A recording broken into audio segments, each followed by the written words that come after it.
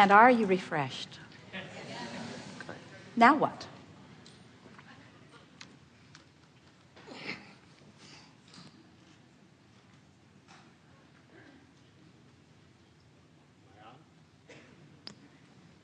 Now? Well,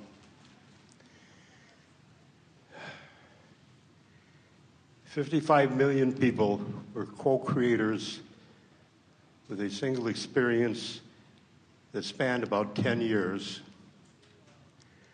It was one of the most horrific, horrified events that ever occurred on this planet. I refuse to believe that there is not a divine purpose for that. I'm getting ready to write a book entitled The Gift of Heaven, and there will be a picture of Adolf Hitler on the cover. And I would like to know if I can get guidance from Abraham or any of the alleged victims of that three-dimensional horrifying tragedy to give me guidance in the writing.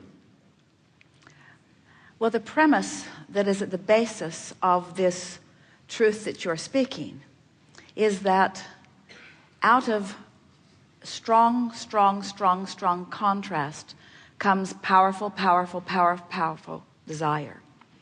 And sometimes for a civilization who's living amidst something big like that and unwanted like that by the majority like that, sometimes it takes the moving through some generations before the true benefit of anything that's in the vortex can be realized, because it's like we were talking about earlier. In fact, it's exactly the same subject, but it's sort of lost on softer topics and easier to hear on more dramatic topics, such as the one that you were bringing up. But we just said almost the last thing before the segment of refreshment just now, that out of this knowing what you don't want, there is a contribution to the vortex of what you do want, and out of that contrasting experience, that expansion takes place. And we were visiting with people who were sitting in the hot seat, letting them know, but as much as that gift is there, you can't hear it if you're still focused there. And that is the thing that's so most interesting about the gift that could be received by any big unwanted thing, is that so often the big unwanted thing becomes the main event. And so the vibration of the big unwanted thing becomes the thing that people keep active in their vibrations. So they don't get quickly to the gift. Future generations do, because they don't know about it. It's in the history book, but it's watered down. It's not the same.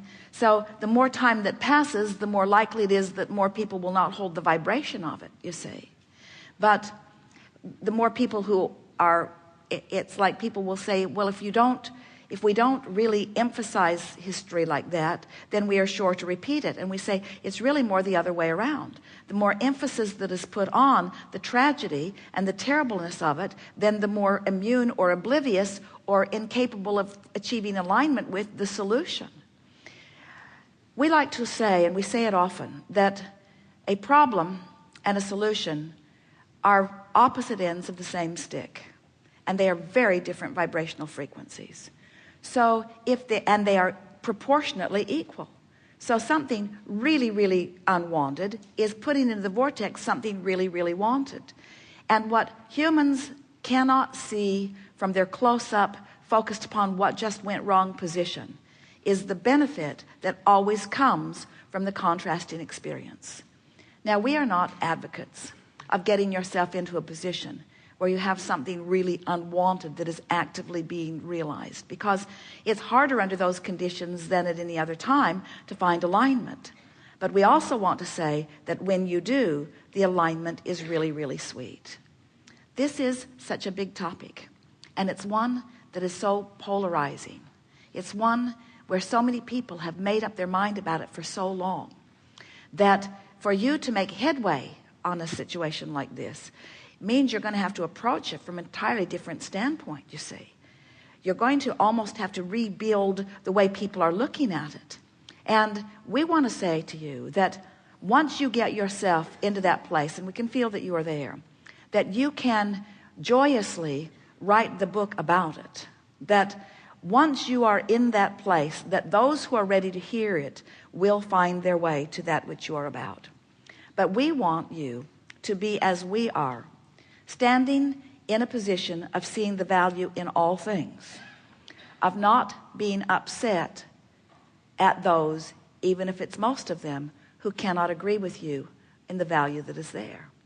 In other words, what you're literally asking them to do is to look at the Holocaust through the eyes of Source. And it's a really rare one who will do that. They would rather condemn Source for not feeling as awful about it as they do.